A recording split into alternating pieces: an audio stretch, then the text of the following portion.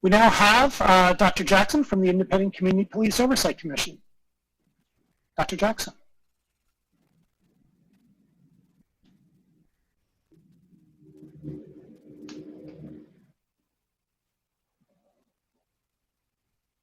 Mayor, she's coming over right now. Perfect, thank you.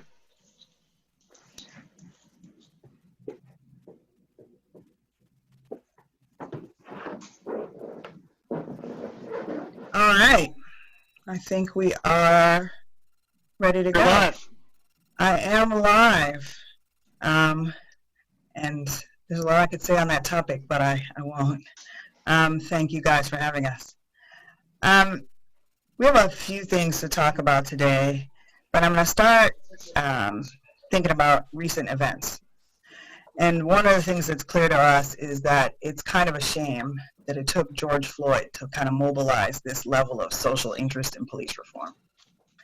And it's not because it took us watching for 8 minutes and 46 seconds as he was slowly killed by a Minneapolis police officer, but also because that means that it wasn't enough that on November 10th in 2014, Oral Rosser was killed by an Ann Arbor police officer. This has been a moment in which we've seen white people mobilize from coast to coast, and there have been moments before that. But for black people, the deaths of George Floyd and Breonna Taylor and Ahmaud Arbery and Tamir Rice and Sandra Bland and Philando Castile and Eric Garner and Botham Jean and Dominique Fells and Freddie Gray and Yvette Smith and Alton Sterling and Rayshard Brooke and Laquan McDonald and Trayvon Martin and Michael Brown have encapsulated one excruciatingly long moment. And I know I sound like I'm having a hard time breathing after saying all of those names, but really, black people feel like we've been trying to catch our breaths for our whole lives. And for those of you who don't know me, I am Lisa Jackson, and I'm the chair of the Independent Community Police Oversight Commission here in Ann Arbor. It is our job to tackle many of the issues with which this country, our community included, are currently grappling.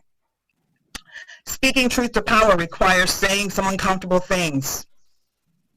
Effective truth-telling means that we have to look back before this moment and really understand the history of how we got here, back before Michael Brown, before Rodney King, before Emmett Till, and even before Albert Williams. America created its first system to control black people who allegedly acted against the law, and those were fugitive slave catchers. But even when slavery ended, the slave patrols continued during Reconstruction, with local sheriffs becoming the de facto enforcers of segregation and black disenfranchisement. So it shouldn't surprise us that those same sheriffs would go on to produce a lineage of police officers that would oversee and quite literally overlook subsequent generations of lynching of allegedly guilty black men. What I'm getting at here is not some notion that police are racist, or even that we can't allow police to exist, but rather that we have to acknowledge the reality that black people cannot help but see each and every additional death at the hands of police as yet more blood shed in the streets that were literally built at the cost of our ancestors' lives. This is not theoretical for us. We're all here today because we want to create a better future for everyone in our community, but it's my responsibility to remind you that the past is something that we all carry with us as we move into the future. The burden, though, is much heavier for some people than others, and sometimes that weight can be deadly. We've got a long way to go in Ann Arbor. And the progress we've made, and my ability to speak to you today even, was paid for by Oral Rosser's death. The forming of this commission then was not a victory in the fight for fair and equitable policing. It's just a first step. You know, we have to ensure that all members of our community are truly heard when it comes to discussions about policing, and I'm not that optimistic with things as they are now. I've heard local politicians denigrate citizens who yelled at meetings without examining why those people felt voiceless, almost as if to say that volume control was more important than their pain and frustration. Even I have been publicly chastised for errors in parliamentary procedure, suggesting to me that it's commonly held by city council members that Robert's rules are more important than the substance of our discussions. This notion that ideas presented in a format other than one devised in 1876 are somehow less valid, less worthwhile, bleeds into other areas as well.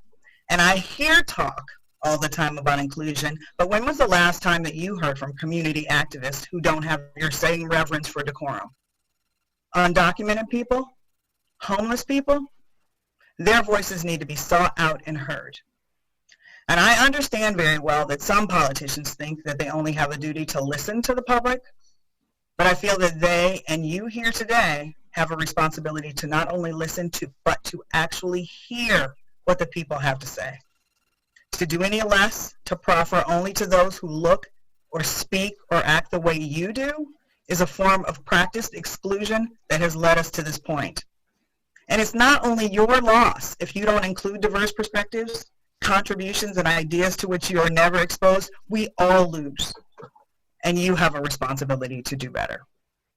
So I want to focus on 4 specific areas today. On Tuesday, tomorrow, our commission is going to vote on a resolution to formally request a permanent monthly presentation at the beginning of City Council's first meeting of the month. The resolution will be presented to Council at the July 6th meeting by our liaisons, Council members Lum and Rumlawi. It's my hope that this is going to save the city administrators the trouble of calling me every time I want to get on the agenda to try to elicit what I'm going to say, try to evaluate whether our talking points are valid before deciding whether to give us permission to be on the agenda. It's kind of a disappointing state of affairs that when policing is the most important topic in the nation right now, this Police Oversight Commission has to beg to get an agenda, get on your agenda, and get an audience with this council. So secondly, we want the collective bargaining agreement amended to allow the Police Oversight Commission to see the names of officers against whom complaints are made. To suggest that we can do any kind of real oversight without knowing whether and which officers have repeated complaints is farcical. We take an oath of office and we should have access to that information. Being able to track which officers are associated with which complaints would certainly increase transparency and accountability, as it would allow us to better evaluate whether or not existing Ann Arbor Police Department disciplinary measures are sufficient. Further, there already exist public online databases at both the local and national level with tens of thousands of names of disciplined police officers. And a lawmaker right here in Michigan wants to create a police discipline database of Michigan officers.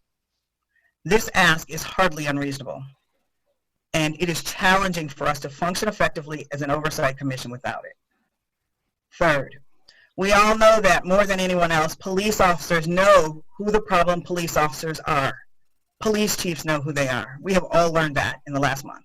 And yet, police chiefs around the country, even those who want to improve the profession of policing, are unable to fire officers because union arbitrators get them their jobs back. Police departments are then stuck with officers who now really feel emboldened to continue their problematic behavior. And in Ann Arbor, we have a unique situation in that Chief Michael Cox has himself survived an extraordinary instance of police brutality. Not many people in this country have the commitment, experience, and policing experience to be able to instill a culture of functional policing, and we should not disable his ability to do so in Ann Arbor. Thus, we want to remove the arbitration clause from the collective bargaining agreement such that if Chief Cox fires an officer, they stay fired. We expect the city to say it's too expensive.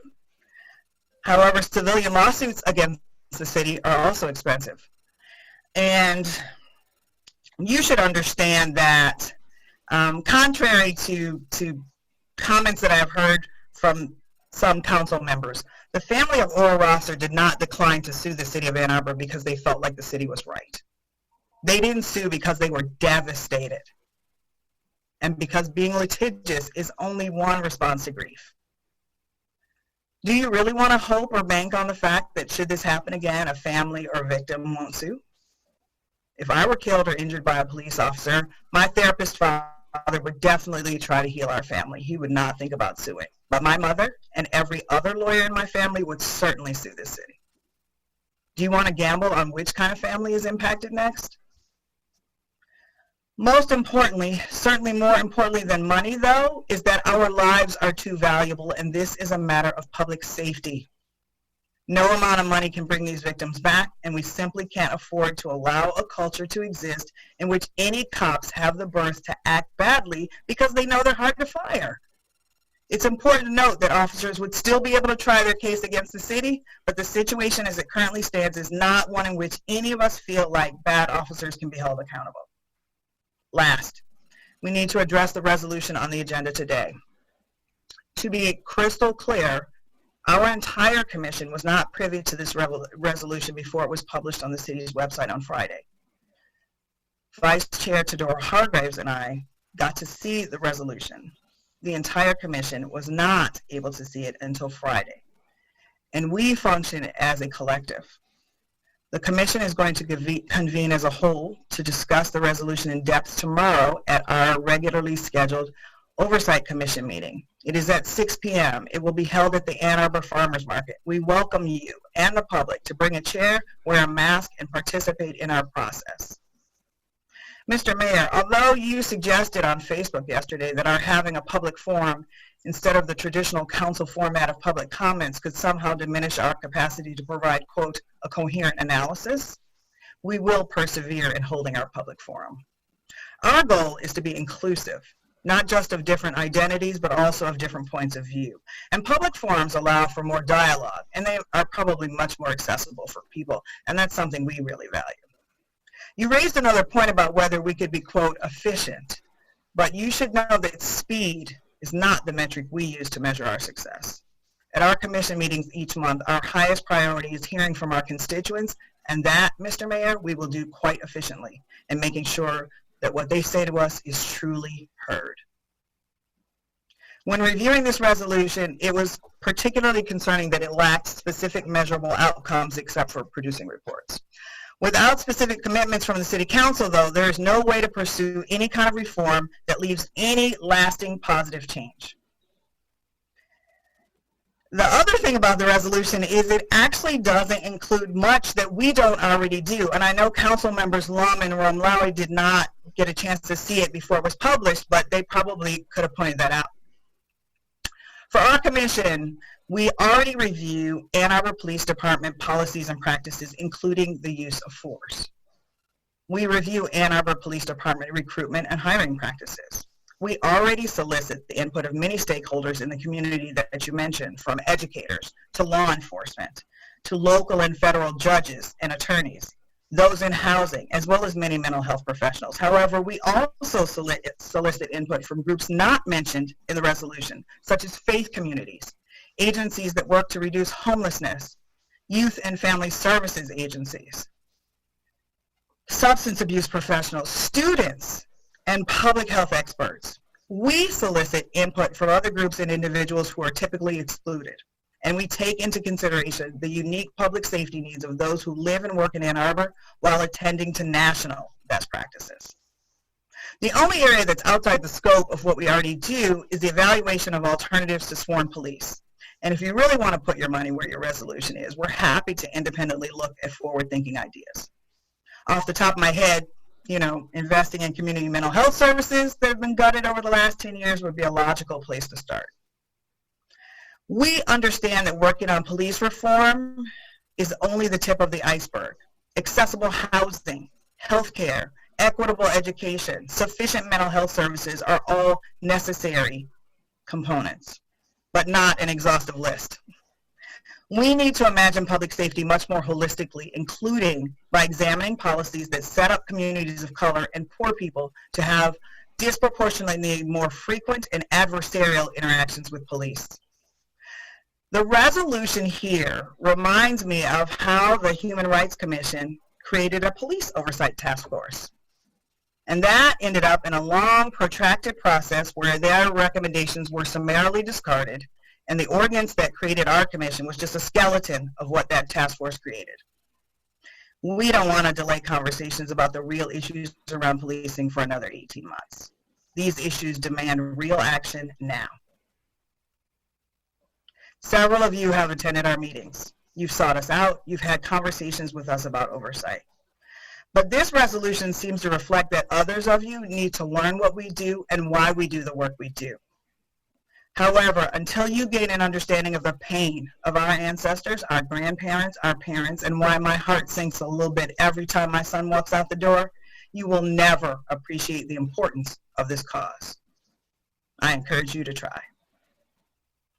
To live in this country as a person of color is to exist in a constant state of anxiety, because for everybody who looks like me, there is never and has never been a guarantee that harm is not hiding right around the corner, whether it's cloaked in flashing lights or a burning cross. We are all here today because we want to create a better future for everyone in our community. But it's also my responsibility, both as the chair of this commission and as a Black woman who has seen what this country can do to people who look like me, to remind you that we all carry the past with us. And the weight of what's happened requires that you now share in carrying some of that painful, painful burden if you want to move forward. Council, Mayor Taylor, you've all been elected. You're the local leaders. The Independent Community Police Oversight Commission and the entire community of those people who live and work in Ann Arbor are interested in what you have to say. What's your position on these issues?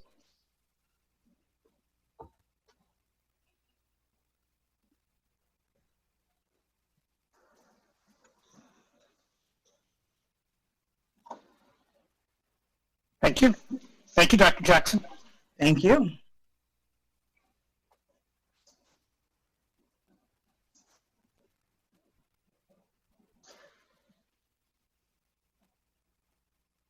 We now have a presentation from Mr. Crawford with respect to healthy streets.